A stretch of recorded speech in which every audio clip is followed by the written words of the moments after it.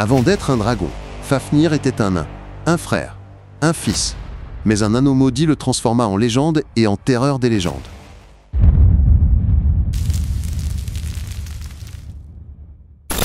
Hreidmar était un puissant seigneur parmi les nains, maître des richesses et des secrets souterrains, gardien de savoirs anciens et d'artefacts fabuleux. Il avait 3 fils, très différents par leur nature et leur destin.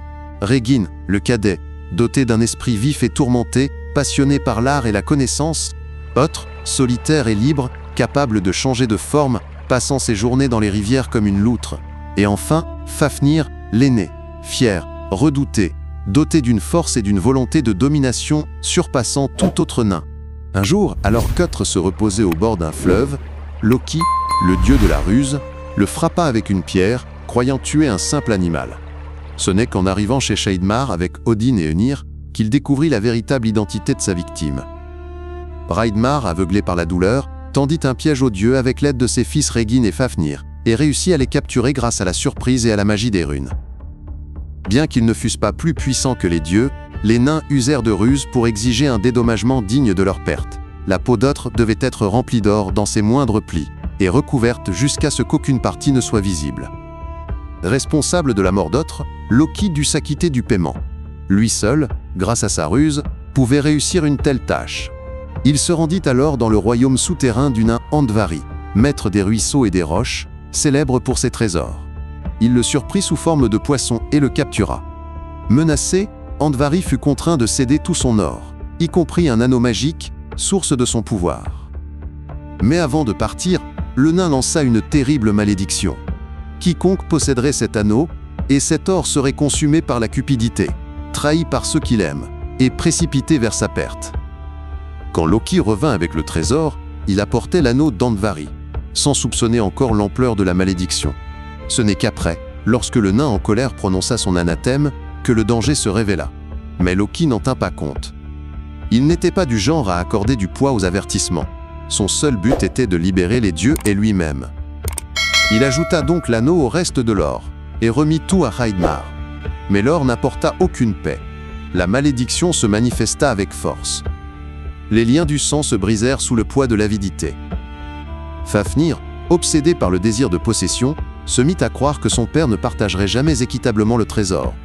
La cupidité rongeait son cœur vouillise. Une nuit, convaincu que seul lui en était digne, il tua son père dans son sommeil.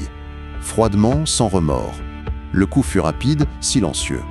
Il versa le sang de son propre père et s'enfuit avec la richesse vers une terre oubliée, cachée entre les rochers et les brumes, où nul regard ne pouvait l'atteindre. Là, corrompu par le pouvoir de l'anneau et le désir du trésor, Fafnir se coupa du monde des vivants. Son esprit s'assombrit, rongé par le soupçon et la cupidité, et il renonça à toute apparence humaine. Il devint un dragon, une créature de poison et de feu, cauchemar vivant des légendes. Était-ce magie, malédiction ou simple volonté? Nul ne le savait.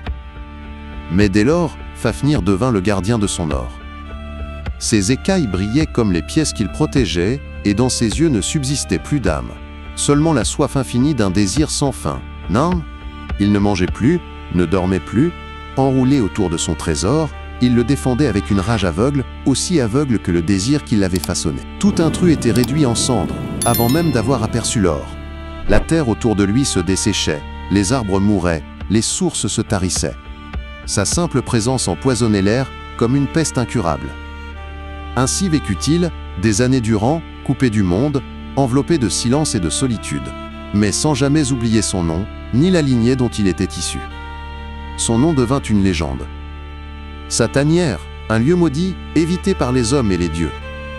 Mais un jour, un jeune homme, descendant des Volsungar, héritier de rois et promis à de hauts faits, oserait l'affronter. Son nom était Sigurd et à ses côtés marchait Regin, son maître et frère du dragon Vain. La légende tragique de Fafnir t'a captivé? Alors aime la vidéo et dis-nous en commentaire si tu veux découvrir le destin de Sigurd, le tueur de dragons.